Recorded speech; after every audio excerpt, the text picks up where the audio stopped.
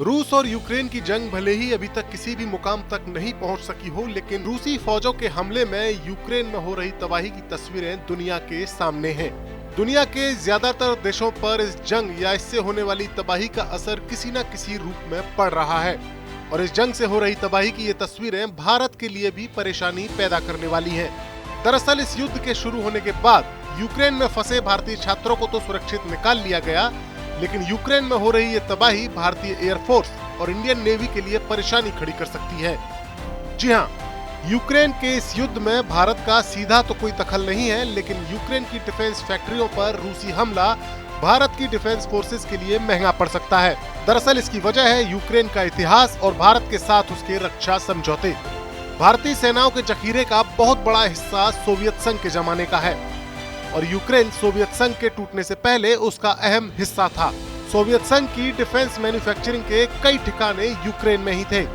Indian air force और Indian navy अब भी अपनी जरूरत के कई कलपुर्जे यूक्रेन से ही खरीदते हैं। इंडियन एयरफोर्स की ट्रांसपोर्ट ब्रांच का सबसे अहम हिस्सा है AN-32 विमान, जो वही एंटोनोव कंपनी बनाती है, जिसकी फैक्ट्री यूक्रेन में रूसी हमले में नष्ट हो गई है।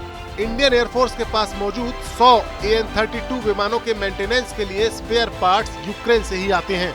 हालांकि इस वक्त तो एयरफोर्स के पास स्पेयर पार्ट्स का स्टॉक पूरा है, लेकिन अगर युद्ध आगे चलता है और एंटोनोव की तबाही जारी रहती है तो भारत के लिए मुश्किल खड़ी हो सकती है। कुछ ऐसे ही हालात इंडियन नेवी के लिए भी हैं। इंडियन नेवी अपनी फ्लीट की कई फ्रिगेट के लिए यूक्रेन में बनने वाले मरीन गैस टरबाइन का ही इस्तेमाल करती है। तलवार क्लास स्टील्थ फ्रिगेट और दिल्ली क्लास डिस्ट्रॉयर में यूक्रेन से आने वाले गैस टरबाइन का ही इस्तेमाल होता है। रूस के साथ इंडियन नेवी की ग्रिगोरोविच क्लास की स्टील्थ फ्रिगेट बनाने की $2.5 बिलियन की डील भी भारत की यूक्रेन से टरबाइन की खरीद के बाद ही पूरी होगी। इसके अलावा भी इंडियन नेवी के कई ऐसे प्रोजेक्ट्स हैं जिनका पूरा होने में यूक्रेनी कलपुर्जों की जरूरत है। जाहिर सी बात है, भले ही भारत इस युद्ध में रूस के खिलाफ खड़ा नहीं हुआ, लेकिन यूक्रेन पर रूस के इस हमले के कई पहलू हैं जो भारत के लिए भी परेशानी खड़ी कर रहे हैं।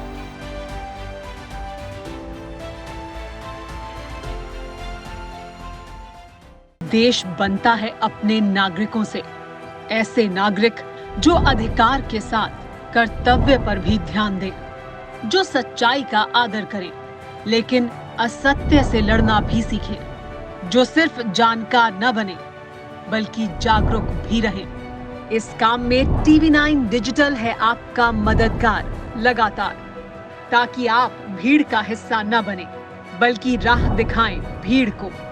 देखते रहिए TV9 डिजिटल।